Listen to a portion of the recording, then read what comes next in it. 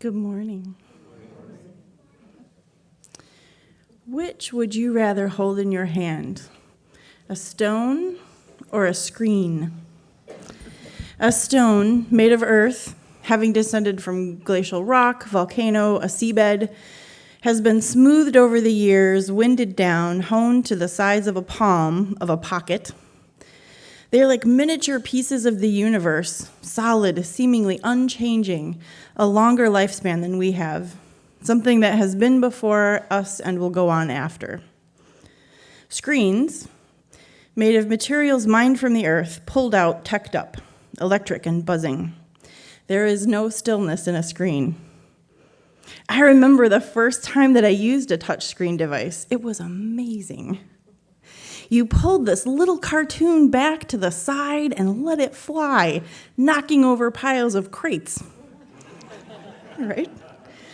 My finger, my body touched a piece of electricity and made it do that, mimic a slingshot. The technology registered me. It felt me.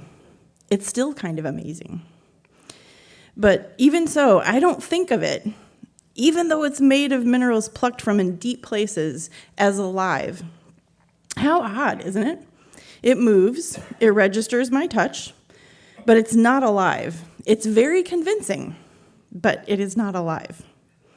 Not in the same way that I think of a stone as being alive, essentially still itself, made of the same things it was thousands of years ago, essentially part of the planet that still grows things, that changes every year.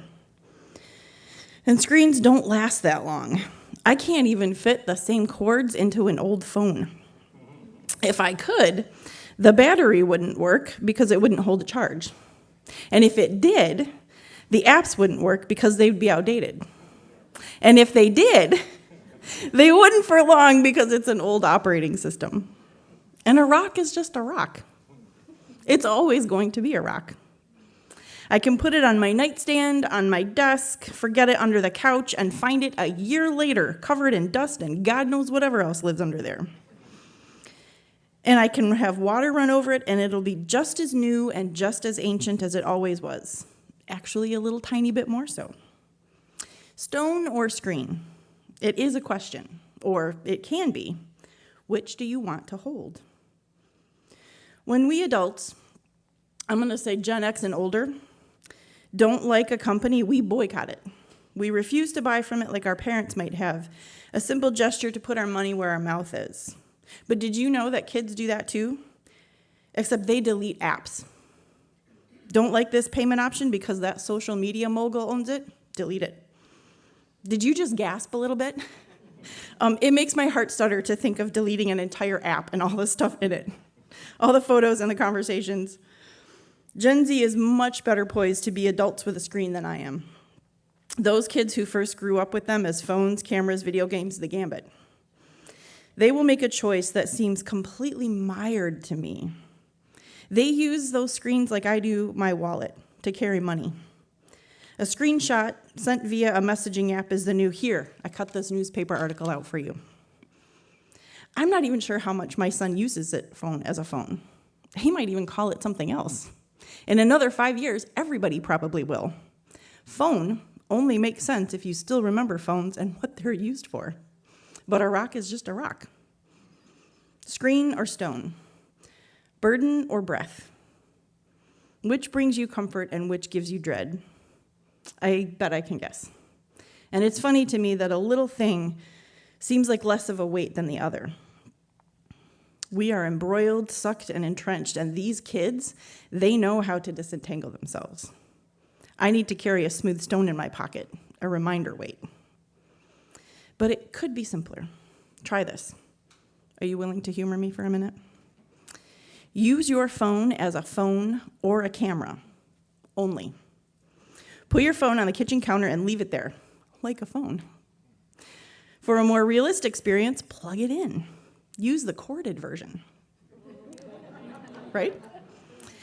If you're willing to try it, but you don't want to go so old school, use your Bluetooth headphones. It can be like a cordless. And I'm not going to admit how many seconds it took me to remember the name for that kind of phone. Talk on it and then put it back on the counter. Walk away. Or if you go out and you'd like to have a camera, bring it. But if you don't want to go so old school, use it as a map and then put it away. And that's the thing that's going to get you. They don't get put away. They get stowed, but they never go back on a cradle, maybe at night, but it only counts if you don't use it as your alarm clock. Will your car even let you drive if you don't have your phone? Will it ask you if you've forgotten something? Do you ever listen to the radio? Do you even have a radio? Stone or screen? You can have both. Just don't let the one get you down. So often our screens aren't even a choice for us. Never in the way that carrying a stone around is. Like sweater weather. Do I need a stone today? Or like earrings, which stone for today?